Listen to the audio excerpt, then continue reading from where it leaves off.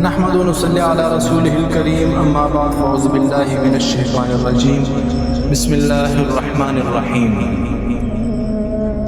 زمین کے آغاز سے لے کر اب تک کے بدترین دور میں خوش آمدید۔ خوش آمدید 21ویں صدی میں، جہاں تمام موازین الٹ چکی ہیں۔ اب باعزت اور باعقیدہ شخص اپنے گھر میں قید ہے، گویا دہکتے کوئلوں کو مٹی میں لیے بیٹھا ہو، جبکہ بے غیرت اور بے حیا شخص معاشرے کا مقبول اور پسندیدہ بن چکا ہے۔ 50 سال کا آدمی نوجوانی کے شوق میں مگن ہے، جبکہ 20 سال کا نوجوان زندگی سے بیزار ہو کر موت کی تمنا کر رہا ہے۔ ننھی بچیاں محبوب کے چوٹ جانے پر آنسو بہا رہی ہیں۔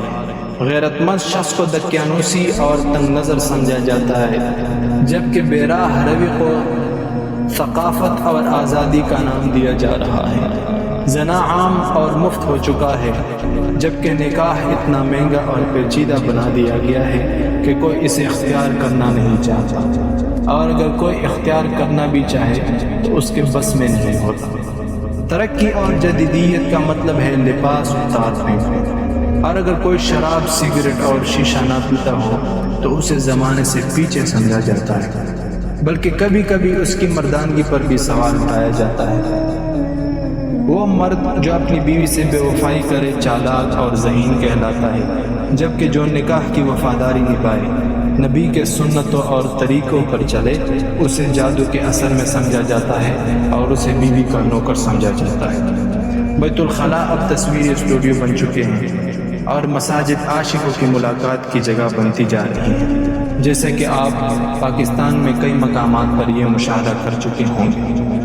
پیزا کی ڈیلیوری ایمبولینس سے زیادہ تیز پہنچتی ہے۔ جو تمہیں تمہاری برائیاں بتائے وہ حاسد اور زہریلا قرار دیا جاتا ہے، لیکن جو تمہاری جھوٹی تعریف کرے وہ محبت کرنے والا اور سچا دوست سمجھا جاتا ہے۔ پیسہ رشتوں سے زیادہ قیمتی ہو چکا ہے، چاہے وہ حرام ذرائع سے ہی کیوں نہ آیا ہو۔ نوجوان نکاح سے ڈرتے ہیں، لیکن گناہ کے لیے ہمیشہ تیار رہتے ہیں۔